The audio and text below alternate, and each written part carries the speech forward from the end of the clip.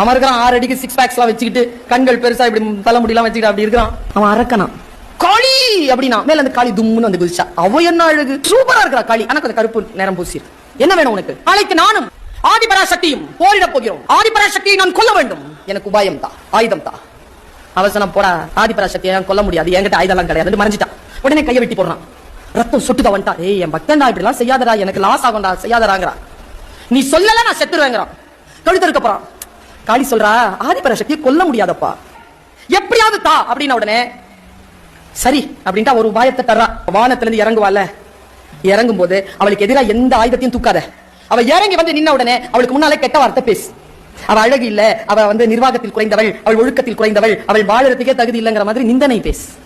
நிந்தனை பேசினா அவ சக்தி இழப்பாள். அவ சக்தி இழக்கும் போது நீ என்ன வேணாலும் பண்ணலாம். இவ்வளவுதான் உபாயம்னு போயிட்டா. அடுத்த நாள் காலையில வருதுங்க அந்த சூரியோதயம். மேல அப்படி இறங்குறா சக்தி.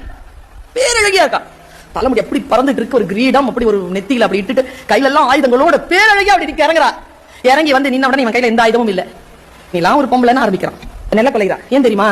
நாம் தகப்பன் வீட்டில் வளர்கின்றவர்கள் இல்லையா குழந்தைகளை, நமக்கு கெட்ட வார்த்தை பழக்கம் இல்லையே. நம் தாய் வீட்டில் என்ன கெட்ட வார்த்தை நமக்கு இருக்கு? இந்த சமூகம் எப்படிப்பட்டது? சமூகம் அப்படி தாய் வீட்டு குழந்தை போலவா நம்மை பார்க்கிறது? யார் வீட்டு பிள்ளை தானே, என்ன வேண்டுமானாலும் சொல்லலாம் என்று தானே கொடுமை செய்கிறது. என்னென்ன வார்த்தைகள் பேசுது? நம்ம திருப்பிகள் உன் தங்கச்சியா இருந்தா இப்படி பேசுவியா, நீ உங்க அம்மாவா இருந்தா இப்படி பேசுவியா, என்னன்னு தானே பேசுற. நான் வேற யார் வீட்டு போனா தானே துடிக்கிறோமா இல்லையா?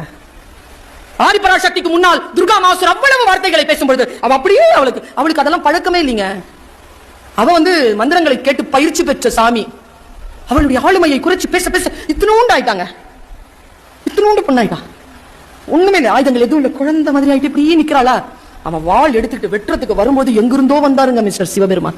ஹே சக்தி, நீதானடி சிவனுக்கே சக்தி தருகின்றவள், நீதானடி இந்த உலக மாதா, நீதானடி இந்த உலகத்தை நிர்வகிக்க இந்த நிர்வாகி, நீதானடி பேரழகின் சொல்ல சொல்ல சொல்ல சொல்ல அப்படி வளர்றா. அடிச்சு கொன்னுட்டா துர்கா மாசுர.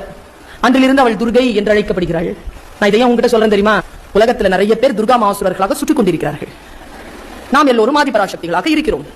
நம்மை காப்பாற்றுவதற்கு சிவபெருமான் வரும் வரைக்கும் காத்திராமல், நீ சொல்லுவது எனக்கு புரியலடா, உன்னுடைய வார்த்தைகள் என்னை பாதிப்படைய செய்யாது என்று நாம் எழுந்து நின்றால் இந்த உலகம் நம்மை பார்த்து அச்சப்படும், நம் அருளுக்காக காத்திருக்கும். அடங்க மறு.